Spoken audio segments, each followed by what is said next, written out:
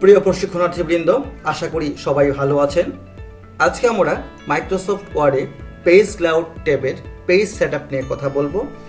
Page setup একটি গুরুত্বপূর্ণ command, যেখানে বিভিন্ন গুরুত্বপূর্ণ নির্দেশ দেওয়া থাকে।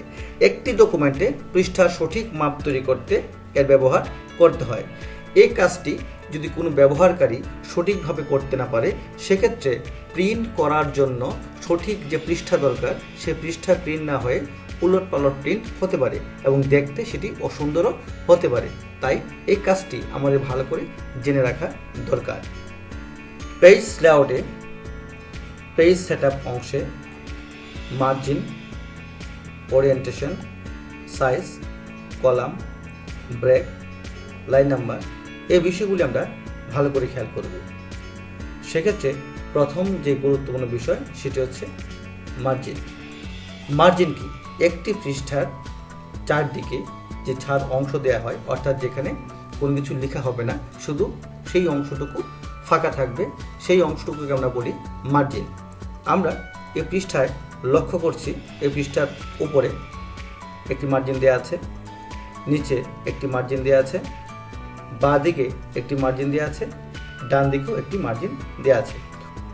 এই কাজটি কিভাবে আমরা করব, অর্থাৎ কখন কোন কোন কাজের ক্ষেত্রে আমরা কেমন মার্জিন রাখবো সেই বিষয়টি আমরা এবার দেখে নেব। তার জন্য আমরা ক্লিক করব মার্জিন। মার্জিনে ক্লিক করার পর আমরা কম্পিউটারে তৈরিকৃত কিছু মাপ আমরা এখানে দেখতে পাচ্ছি, যেখানে normal, narrow, moderate, wide, mirror এরকম কিছু মাপ এখানে দেওয়া রয়েছে। আমরা ইচ্ছে করলে সেই কমান্ডগুলি প্রয়োগ করে এই কাজটি করতে পারি। নর্মালে টপ 1 ইঞ্চি, বটম 1 ইঞ্চি, লেফটে 1 ইঞ্চি এবং রাইটে 1 ইঞ্চি, অর্থাৎ এই মাপগুলি যা আমরা দেখছি সেগুলো হচ্ছে কম্পিউটারে কমপ্লিট কিছু মাপ, যে মাপগুলি আমরা সরাসরি ব্যবহার করতে পারি। সেক্ষেত্রে আমাদের একটি ক্লিকে সেই কাজটি কমপ্লিট হয়ে যাবে। এই মুহূর্তে আমাদের নর্মাল অ্যাক্টিভ করা রয়েছে। যদি আমরা ন্যারো কমান্ড ক্লিক করি, সেক্ষেত্রে আমরা লক্ষ্য করব আমাদের পৃষ্ঠার চারদিকের যে ছাড় অংশ সেটা কিন্তু কমে গেছে। অর্থাৎ যখন মার্জিন কম রাখা হয় তখন পৃষ্ঠার ভিতরে টেক্সট এরিয়াটা বেড়ে যায়, তখন লেখার কাজটা বেড়ে যায়। আবার যখন মার্জিন বেশি রাখা হয় তখন পৃষ্ঠার ভিতরে লেখার জায়গাটুকু কমে যায়। সুতরাং এই কাজটি সম্পূর্ণ নির্ভর করে ব্যবহারকারী কাজের উপর। একজন ব্যবহারকারী কি কাজ করবে সে কাজের উপর তার মার্জিন সেট আপ করে নিতে হয়। মার্জিনে নর্মাল, এরো, মডারেট এর বাইরে যদি আমাদের মার্জিনকে কাস্টমাইজ করতে হয়, সেক্ষেত্রে সবার নিচে আমরা কাস্টম মার্জিন কমান্ডটিকে ব্যবহার করব। কাস্টম মার্জিন কমান্ড ক্লিক করার পর আমরা পেজ সেটআপ একটি ডায়লগ বক্স দেখতে পাবো এবং সেই পেজ সেটআপ ডায়লগ বক্সে যে অপশনগুলো দেওয়া রয়েছে সেই অপশনগুলো আমরা ভালো করে খেয়াল করবো।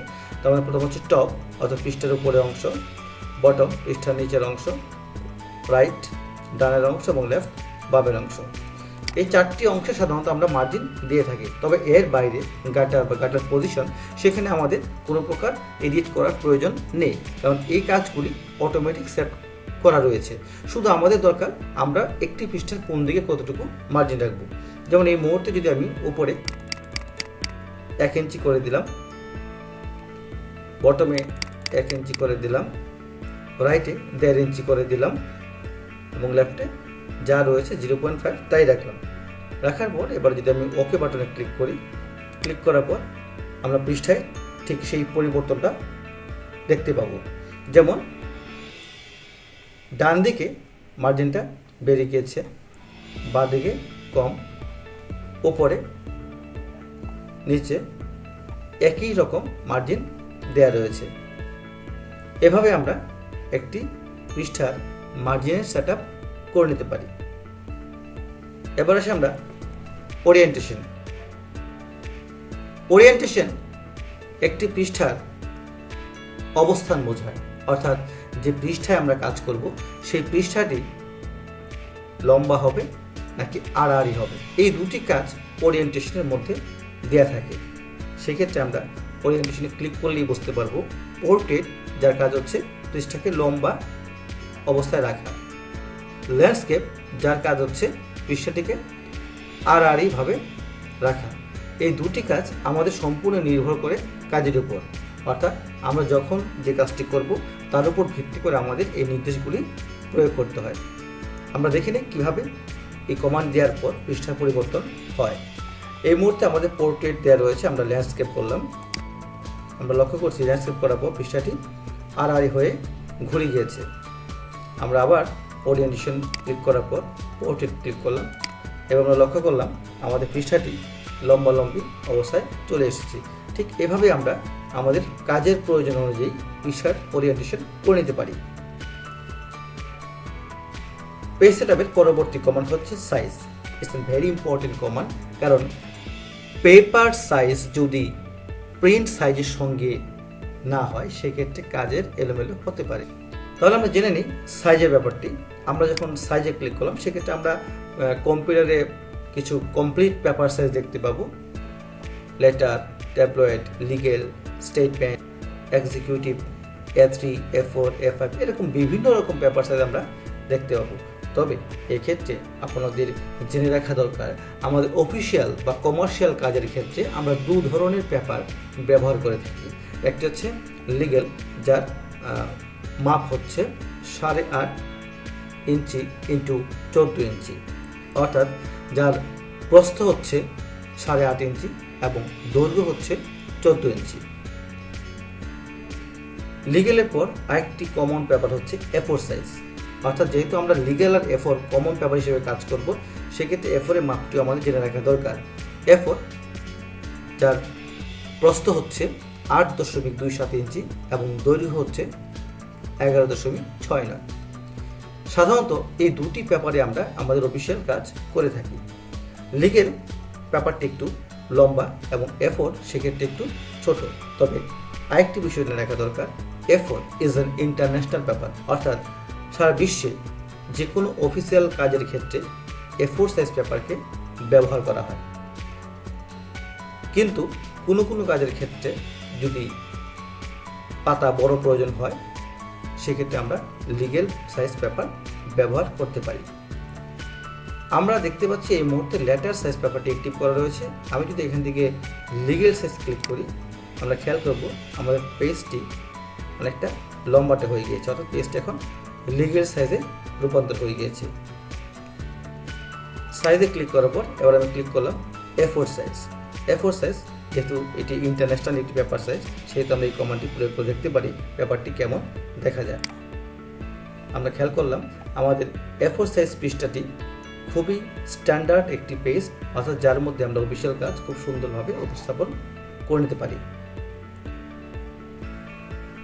সাইজের ক্ষেত্রে মোর সাইজ একটি কমান্ড রয়েছে, অর্থাৎ মোর সাইজ কমান্ডটি কখন আমরা প্রয়োগ করি, যখন পেপারকে আমাদের কাস্টমাইজ করতে হয়। অর্থাৎ এমন একটি পেপারে আমরা কাজ করব যে পেপারটি A4ও নয় বা লিগেলও নয়, কিন্তু অফিস থেকে কাগজটি আমাকে দেওয়া হয়েছে সেই কাগজটি থেকে আমার প্রিন্ট করতে হবে।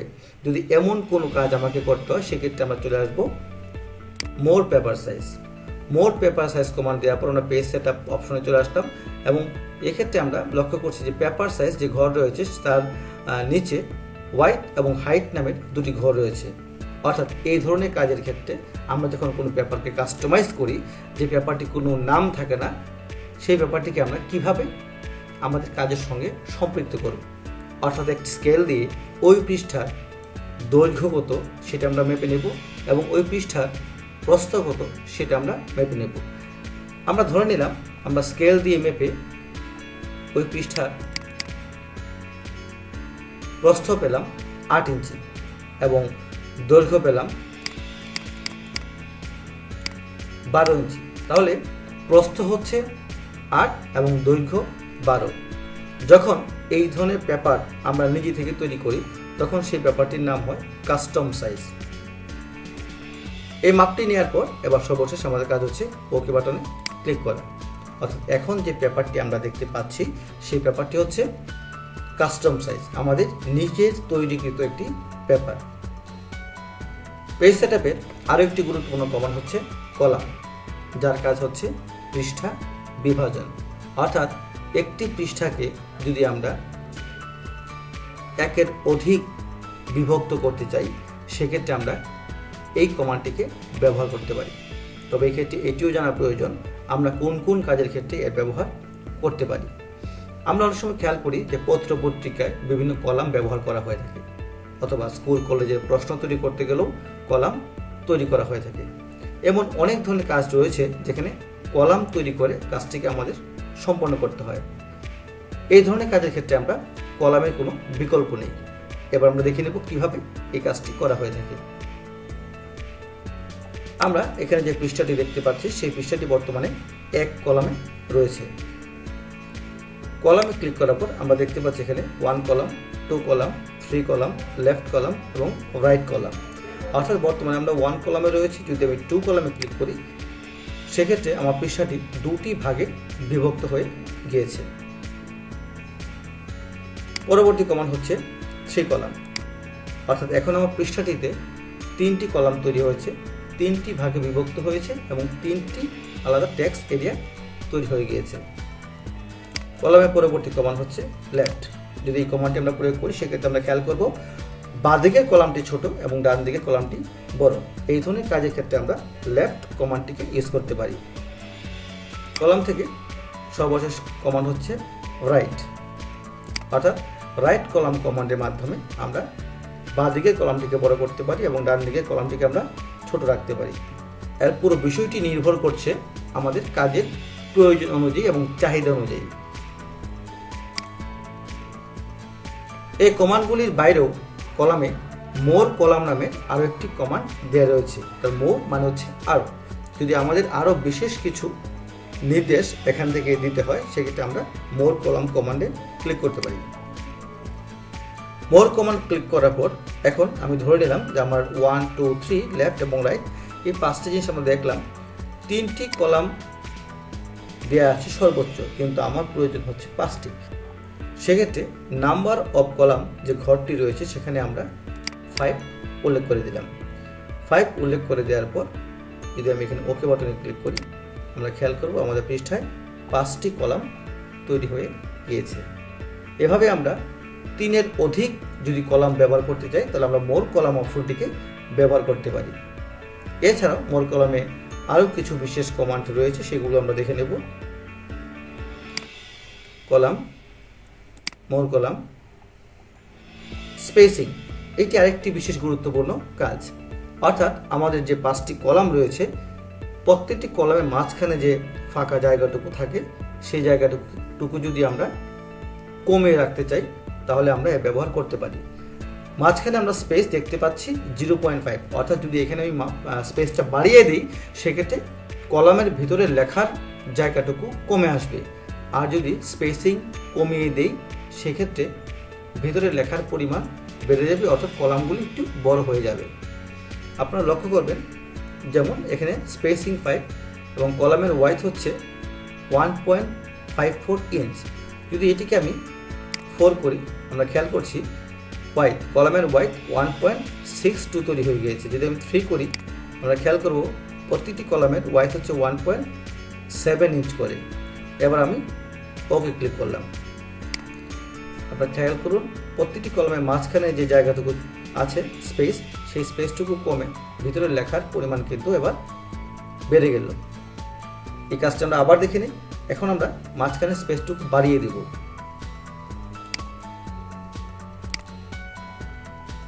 স্পেসিংয়ে এবার আমরা দিয়ে দিলাম 1 ইঞ্চি। 1 ইঞ্চি স্পেস দেওয়ার পর আমরা খেয়াল করলাম ওয়াইড, প্রতিটি কলামের ওয়াইড হচ্ছে 1.14 ইঞ্চ। আমরা ওকে বাটনে ক্লিক করলাম।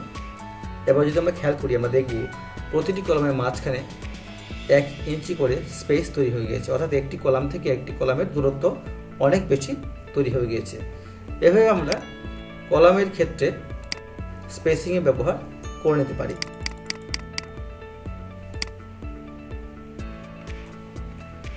এবার আমরা কলামের আরও একটি বিশেষ গুরুত্বপূর্ণ কাজ দেখব মোর কলাম অপশন থেকে। তবে সেই কাজটি করার পূর্বে আমরা সেই বিষয় নিয়ে একটু কথা বলে নিই। আমরা এখানে উপরে 2টি লাইন দেখতে পাচ্ছি। উপরের 2টি লাইন শিরোনাম হিসেবে ঠিক থাকবে এবং তার নিচ থেকে কলাম তৈরি হবে। যদি এই ধরনের কাজ আমরা করতে চাই, সাধারণত আমরা পত্রিকায় দেখি একটি খবরের শিরোনাম ঠিক থাকে এবং তার নিচ থেকে নিউজটি তৈরি হয়। ঠিক একই রকমভাবে আমরা যদি খেয়াল করি প্রশ্ন, স্কুল বা কলেজের প্রশ্ন ক্ষেত্রেও ঠিক একই রকম স্কুল বা কলেজের নামটি ঠিক থাকে, তার নিচ থেকে প্রশ্ন তৈরি করা হয়। এই ধরনের কাজের ক্ষেত্রে আমরা কিভাবে সেই কাজটি করব?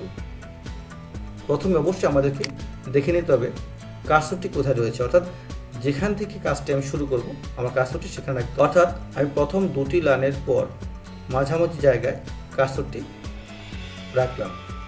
কার্সরটি রাখার পর আমরা চলে যাব কলাম, কলাম থেকে মোর কলাম, মোর কলাম অপশন যাওয়ার পর এখান থেকে আমি দুটি কলাম সিলেক্ট করলাম, অর্থাৎ আমি চাচ্ছি আমার এই পৃষ্ঠায় দুটি কলাম তৈরি হবে। এবার অ্যাপ্লাই টু অপশন যে রয়েছে সেখানে আপনারা একটু ভালো করে খেয়াল করুন কি লেখা রয়েছে, হোল ডকুমেন্ট।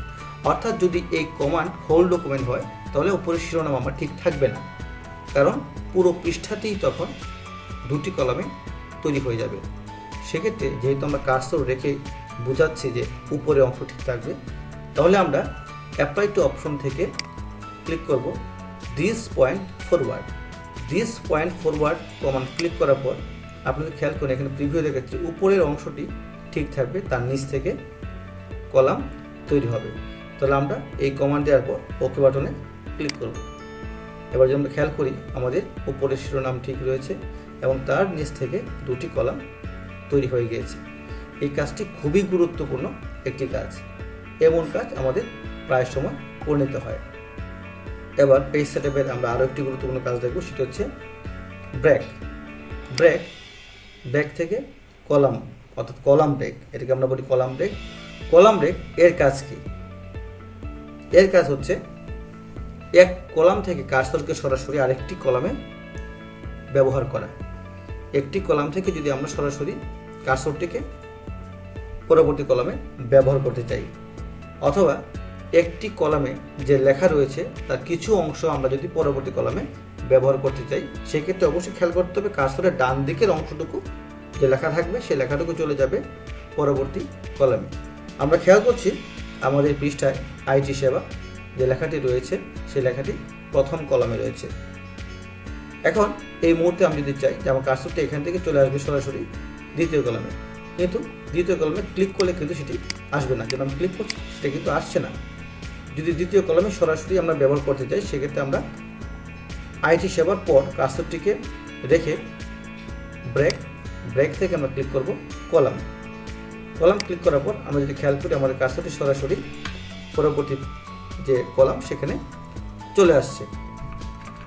এভাবে আমরা কলাম ব্রেকের কাজটি করে নিতে পারি। আমি আরেকটি কথা বলেছিলাম, কার্সর ছাড়াও যদি প্রথম কলাম থেকে কিছু অংশ লেখা পরবর্তী কলামে নিয়ে আসার প্রয়োজন হয়, সেক্ষেত্রে আমরা কী করব? সেক্ষেত্রে আমরা সে কাজটি করতে পারি। যেমন আইটি সেবার মাঝামাঝি আমি যদি কার্সরটিকে রাখি, সেক্ষেত্রে কার্সর ডান দিকে কোন লেখাটা আছে? সেবা। সেক্ষেত্রে সেবা যে শব্দটি সেটি চলে আসবে পরবর্তী কলাম ব্রেকের মাধ্যমে। তাহলে আমরা কার্সরটি রাখার পর চলে যাব ব্রেক থেকে কলাম। এবার যদি আমরা খেয়াল করি আইটি প্রথম কলামে এবং সেবা পরবর্তী কলামে। এভাবে আমরা কলাম ব্রেকের কাজটি করে নিতে পারি। কলাম ব্রেক এর শর্টকাট কমান্ড হচ্ছে Ctrl+Shift+Enter, অর্থাৎ যদি আমি কিবোর্ড কমান্ডের মাধ্যমে করতে চাই সেক্ষেত্রে আমি Ctrl+Shift+Enter প্রেস করে এই কাজটি করতে পারি। তবে এক্ষেত্রে অবশ্যই কার্সরটিকে আমার সঠিক জায়গায় রেখে কাজটি করে নিতে হবে।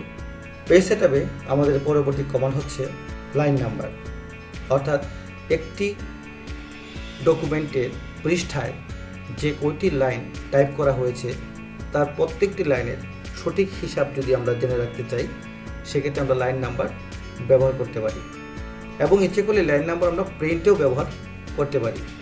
এক্ষেত্রে আপনাদের আরও একটি বিষয় জেনে রাখা দরকার, ডকুমেন্টে যখনই আমরা কাজ করার সময় যতবার আমরা এন্টার প্রেস করব, সেই প্রতিটি এন্টার একটি করে লাইন কাউন্ট হয়। সেক্ষেত্রে ফাঁকা জায়গাটিকেও এক্ষেত্রে লাইন নাম্বার হিসেবে ধরা হয়ে থাকে। তাহলে এই কাজটি করার জন্য আমরা লাইন নাম্বারে ক্লিক করব এবং সেখান থেকে কন্টিনিউয়াস কমান্ডটি প্রয়োগ করব। কন্টিনিউয়াস কমান্ড দেওয়ার পর আমরা যদি খেয়াল করি উপর থেকে 1, 2 ফাঁকা জায়গা, 3, এবং 4 ফাঁকা জায়গা, অর্থাৎ প্রতিটি জায়গায় আমাদের লাইন নাম্বার চলে এসেছে।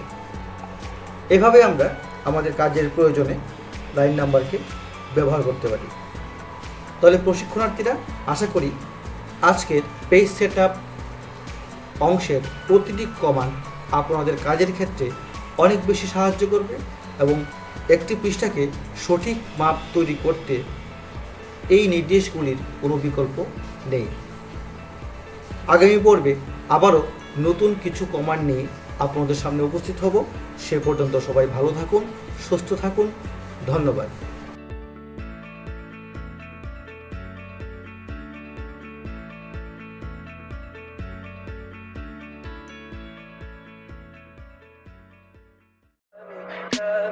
Tell me pretty lies, look me in the face.